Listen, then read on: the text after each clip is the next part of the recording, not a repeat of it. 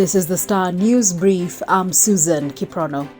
President Uhuru Kenyatta and his deputy William Ruto are engaged in renewed proxy wars, cementing their fallout. On Tuesday, Nyeri Town MP Gujiri Wambugo, a supporter of Uhuru, wrote to the DCI asking for a probe on the use of phrases watu wengine or watu fulani by Ruto and his allies. As this happened, Kandara MP Alice Wahome, an ally of Ruto, moved to court seeking to block Uhuru's decision to allow Nairobi Metropolitan Service boss to sit in cabinet. The Star has also established the bishops of major churches have drawn up a plan to reconcile Uhuru and Ruto, with reports that Mama Ngina Kenyatta has approached Rachel Ruto to jointly organize national prayers.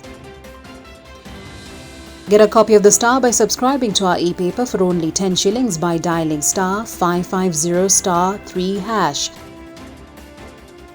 Jomo Kenyatta International Airport is currently worth 1.1 trillion shillings, a valuation by the Lands Ministry reveals. The valuation report obtained by the Star shows that the airport's market value stands at 1.1 trillion shillings with an insurance value of 200 billion shillings. This accounts for close to 10% of Kenya's gross domestic product, currently at about 10 trillion shillings. JKIA's land can earn up to 7.5 million shillings per acre per year, while the retail shops can fetch up to 200 to 250 per square foot per month. Stakeholders have urged Education CS George Magoha to proceed with caution in his plans to reopen schools closed due to the COVID-19 pandemic. Magoha hinted on Monday that schools may reopen earlier than the initial plan of January next year, following a drop in new coronavirus infections. But 6 months after their closure in March, there are no safety measures that have been put in place for the anticipated reopening of schools. For this reason, the Kenya Secondary Schools Association chairman Indumuli Kahi said many institutions are unprepared for the reopening.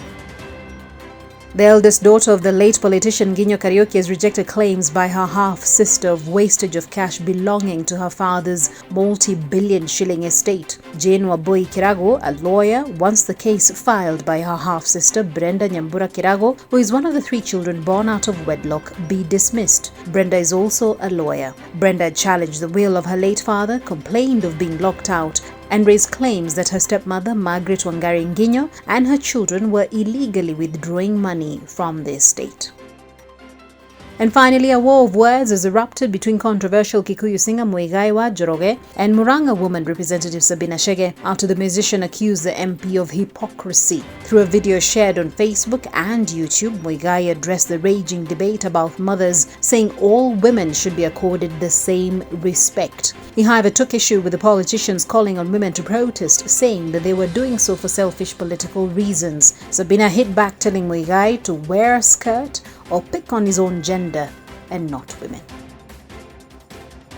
Get a copy of The Star by subscribing to our e-paper for only 10 shillings by dialing star 550 star 3#. You can also get more on the Star website.